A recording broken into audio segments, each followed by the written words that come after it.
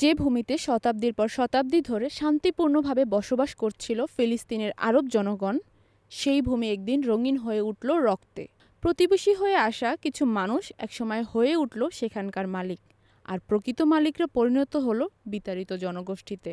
যাদের আকাশ ছিল, জমি ছিল, ঘর ছিল, এক সকালে জেগে দেখলেন সবকিছু চলে গেছে অন্যের দখলে। ইতিহাসে খুব কম এমন দৃষ্টান্ত আছে যেখানে বন্ধুত্বর মুখোশ পরে কেউ একটি গোটা জাতিকে তার নিজ ভূমি থেকে উচ্ছেদ করেছে। আরবরা তখন বিশ্বাস করেছিল মানবতা জিতবে, কূটনীতি একটি পথ দেখাবে। কিন্তু বাস্তবে সামনে আসে বিশ্বাসঘাতকতার নির্মম চিত্র।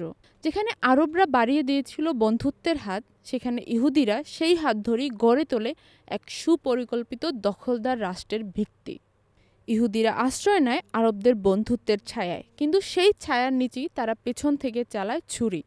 তৈরি হয় একটি সামরিক ও দখলদার রাষ্ট্র ইসরায়েল। অন্য দেশ যেখানে যুদ্ধের ভয় থেকে প্রতিরক্ষায় ব্যস্ত, সেখানে ইসরায়েল গঠিত হয় যুদ্ধেরই মাঝখানে। একদিকে আরবদের প্রতিরোধ, অন্যদিকে ব্রিটিশ ঔপনিবেশিক শক্তি। এই দুইয়ের মাঝখানে ইহুদিরা নিজেদের জন্য জায়গা করে নেয় ইতিহাসের পাতায়। ১৯৩০-এর দশকে পোল্যান্ড থেকে আগত ইহুদিরা গাজা উপত্যকায় কিবুৎজ এলাকায় গড়ে তোলে কৃষি খামার। পাশেই ছিল পুরনো আরব বসতি। শুরুতে সম্পর্ক বন্ধুত্বপূর্ণ হলেও জমি কেনাবেচার মাধ্যমে ধীরে ধীরে পরিবর্তন আসে। ইহুদিরা ক্রমে জমি কিনতে থাকে, আর আরবরা বুঝতে পারে তারা একটা অনুচ্চারিত দখলের মুখে। সে সময় পুরো ফিলিস্তিন ছিল ব্রিটিশ শাসনের অধীনে।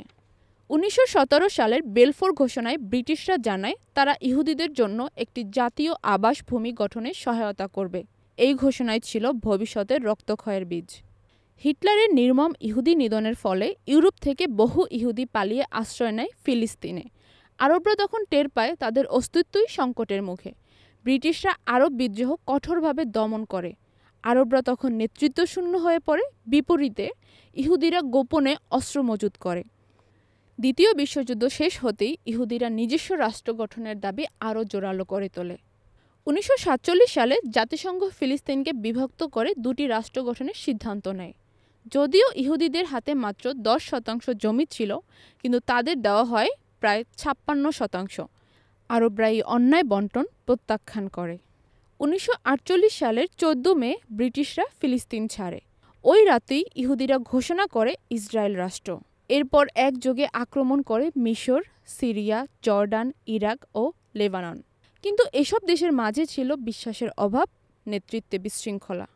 অন্যদিকে ইহুদিরা ছিল সংগঠিত, সশস্ত্র ও কৌশলে এগিয়ে। যুদ্ধের মাঝেই তারা চেকস্লোভাকিয়া থেকে অস্ত্র এনে নিজেদেরকে আরও শক্তিশালী করে তোলে। সেই দুর্বলতার সুযোগ নিয়ে ইহুদিরা একে একে দখল করে নেয় তেল আবিব, জেরুজালেম সহ গুরুত্বপূর্ণ অঞ্চলগুলো। ১৯৪৯ সালের মধ্যে প্রায় ৬,০০০ ইহুদি নিহত হলেও তাদের রাষ্ট্র গঠনে সফল হয়। এই রাষ্ট্র গঠনের পেছনে ইতিহাসে লেখা হয়ে যায় আরেকটি অধ্যায়। লক্ষাধিক ফিলিস্তিনির বাস্তুচ্যুতি, ঘরহারা মানুষের দীর্ঘশ্বাস, আর একটি জাতির জাতিগত উচ্ছেদ। ইসরায়েলের জন্মের পাশাপাশি ইতিহাস তাই বলে এক বিশ্বাসঘাতকতার, এক অসম যুদ্ধের, এক নিঃস্ব জাতির বেদনার গল্প।